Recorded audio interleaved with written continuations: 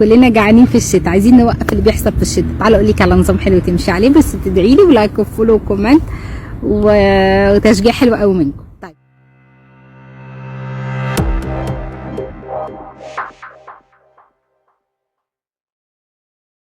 مين في الشتاء؟ كلنا جعانين في الشتاء، عايزين نوقف اللي بيحصل في الشتاء. تعالوا اقول لك على نظام حلو تمشي عليه، بس تدعي لي ولايك وفولو وكومنت وتشجيع حلو قوي. في الشتاء نعمل ايه؟ هناكل 3 وجبات، الساعه 8، الساعه 2، الساعه 8 بالليل.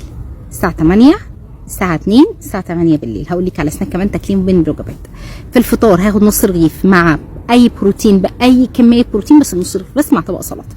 اي كميه بروتين يعني كميه مفتوحه، طبق فول كبير بيضتين 3 بس، المهم ما يزيدش عن نص رغيف. الساعه 2 هاخد نص رغيف باي كميه بروتين مع طبق سلطه محترم، ممكن بديل السلطه خضار مطبوخ ني في ني. ده الساعه 2 هناخد نص رغيف مع كميه بروتين مع اي كميه سلطه او خضار مطبوخ ني في ني بدون تسبيك. طبعا برضو البروتين معمول بطريقه صحيه. الساعه 8 بالليل هلغي النشويات واخد اي كميه بروتين مع سلطه. ممكن استعوض عن الياف السلطه بالياف الفاكهه، ثمرتين فاكهه.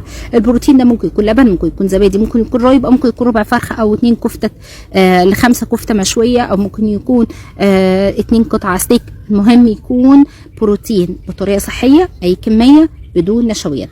وزعت النشويات في الفطار وفي الغداء فقط. لو عجبك الفيديو لازم تعملي شير كتير قوي قوي قوي، واكتبوا لي اسئلتكم عشان نرد عليها في الفيديو الجاي.